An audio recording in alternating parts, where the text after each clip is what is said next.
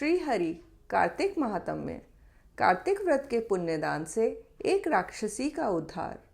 राजा पृथु ने कहा, मुनि श्रेष्ठ, कार्तिक का व्रत करने वाले पुरुष के लिए जिस महान फल की प्राप्ति बताई गई है उसका वर्णन कीजिए। किसने इस व्रत का अनुष्ठान किया था? नारद जी बोले, राजन, पूर्व काल की बात है। सह्य पर्वत पर करवीरपुर में धर्मदत्त नाम के एक धर्मज्ञ ब्राह्मण रहते थे, जो भगवान विष्णु का व्रत करने वाले तथा भली भांति श्री विष्णु पूजन में सर्वदा तत्पर रहने वाले थे। वे द्वादशाक्षर व्रत मंत्र का जप किया करते थे। अतिथियों का सत्कार उन्हें विशेष प्रिय था। एक दिन कार्तिक मास में श्री हरि के समीप जागरण करने के लिए वे भगवान के मंदिर की ओर चले। उस समय एक पहर रात बाकी थी। भगवान के पूजन की सामग्री साथ ले जाते हुए ब्राह्मण ने मार्ग में देखा, एक राक्षसी आ रही है। उसकी आवाज़ बड़ी डरावनी थी। टेढ़ी मेढ़ी दाढ़ें, लपलपाती हुई जीभ, धसे हुए लाल लाल नेत्र, नग्न शरीर, लंबे लंबे ओठ और घर घर शब्द, यही उसका हुलिया था। उसे देखकर ब्राह्मण देवता भय से थर्रा उठे। सारा शरीर कांपने लगा। उन्होंने साहस करके पूजा की सामग्री तथा जल से ही उस राक्षसी के ऊपर रोषपूर्वक प्रहार किया।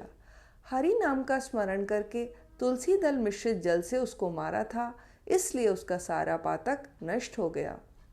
अब उसे अपने पूर्व जन्म के कर्मों के परिणाम स्वरूप प्राप्त हुई दुर्दशा का स्मरण हो आया। उसने ब्राह्मण को दंडवत प्रणाम किया और इस प्रकार कहा, ब्राह्मण, मैं पूर्व जन्म के कर्मों के कुपरिणामवश इस दशा को पहुंची हूँ। अब कैसे मुझे उत्तम गति प्राप्त होगी? राक्षसी को अपने आगे प्रणाम करते तथा पूर्व जन्म के किए हुए कर्मों का वर्णन करते देख ब्राह्मण को बड़ा विस्मय हुआ। वे उससे इस प्रकार बोले, किस कर्म के फल से तुम इस दशा को पहुंची हो? कहाँ से आई हो? तुम्हारा नाम क्या है तथा तुम्हारा आचार व्यवहार कैसा है? ये सारी बातें मुझे बताओ। कलहा बोली, ब्राह्मण, मेरे पूर्व जन्म की बात है। सौराष्ट्र नगर में भिक्षु नाम के एक ब्राह्मण रहते थे। मैं उन्हीं की पत्नी थी। मेरा नाम कलह था। मैं बड़े भयंकर स्वभाव की स्त्री थी। मैंने वचन से कभी अपने पति का भला नहीं किया, उन्हें कभी मीठा भोजन नहीं परोसा। मैं सदा उनकी आज्ञा का उल्लंघन किया करती थी। कलह मुझे विशेष प्रिय था। वे ब्राह्मण मुझसे सदा उद्विग्न रहा करते थे। अंततोगत्वा मेरे पति ने दूसरी स्त्री से विवाह करने का विचार कर लिया। तब मैंने विष खाकर अपने प्राण त्याग दिए।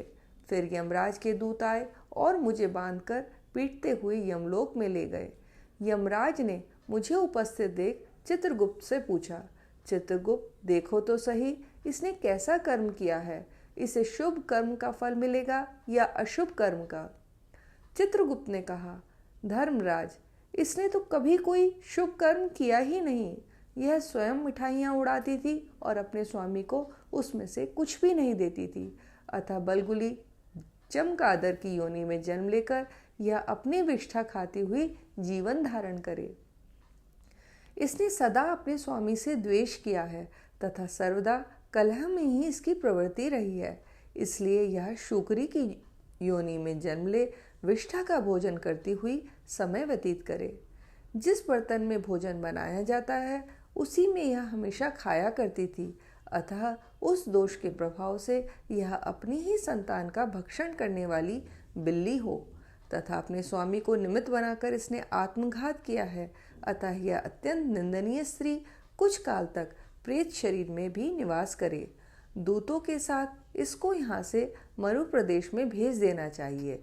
वहाँ चिरकाल तक यह प्रेत का शरीर धारण करके रहे।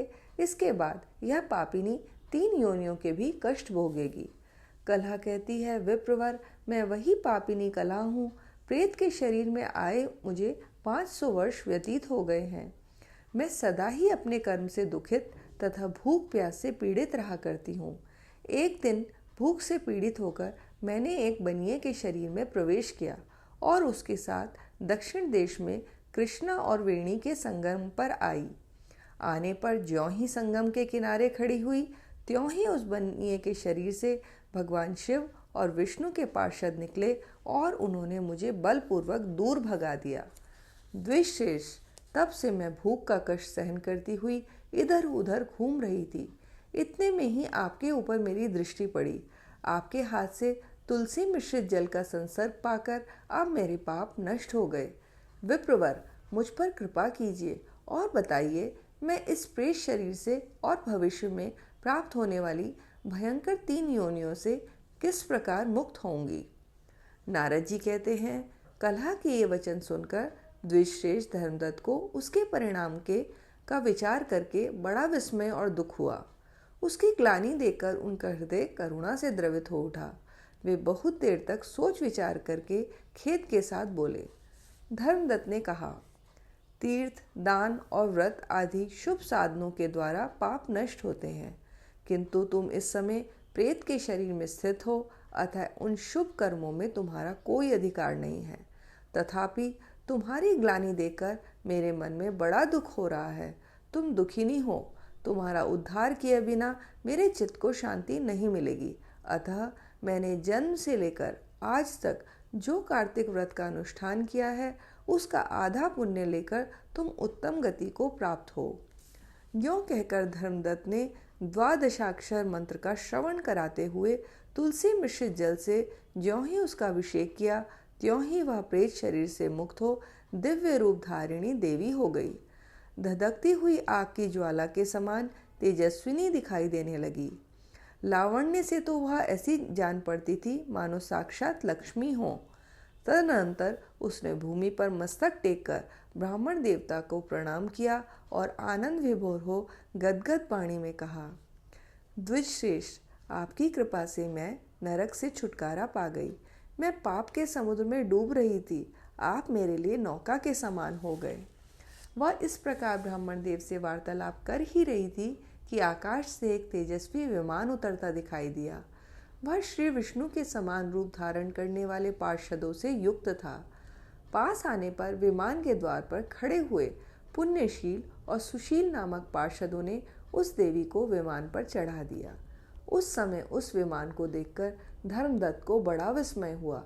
उन्होंने श्री विष्णु रूपधारी पार्षदों का दर्शन करके उन्हें साष्टांग प्रणाम किया।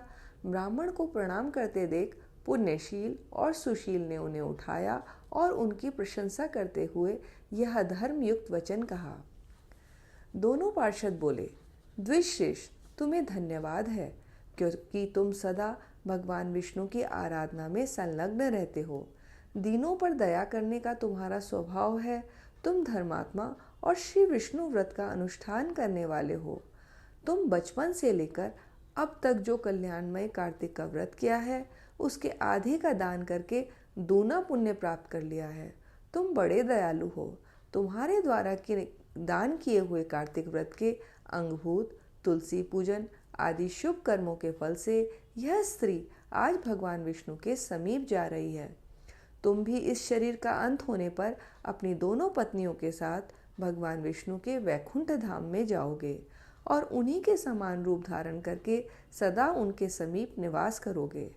धर्मदत्त, जिन लोगों ने तुम्हारी यह भांति श्री विष्णु की भक्तिपूर्वक आराधना की है, वे धन्य और कृतकृत्य हैं तथा संसार में उन्हीं का जन्म लेना सार्थक है। जिन्होंने पूर्व काल में राजा उत्तानपाद के पुत्र ध्रुव को ध्रुव पद पर स्थापित किया था, उन श्री विष्णु की यदि भली भांति आराधना की जाए तो वे प्राणियों को क्या नहीं दे डालते। भगवान के नामों का स्मरण करने मात्र से देहधारी जीव सद्गति को प्राप्त हो जाते हैं। पूर्व काल में जब गजराज को ग्रह ने पकड़ लिया था, उस समय उसने श्री हरि के नाम स्मरण से ही संकट से छुटकारा पाकर भगवान की समीपता प्राप्त की थी और वही अब भगवान का जय नाम से प्रसिद्ध पार्षद है। तुमने भी श्री हरि की आराधना की है, अतः वह तुम्हें अपने समीप अवश्य स्थान देंगे।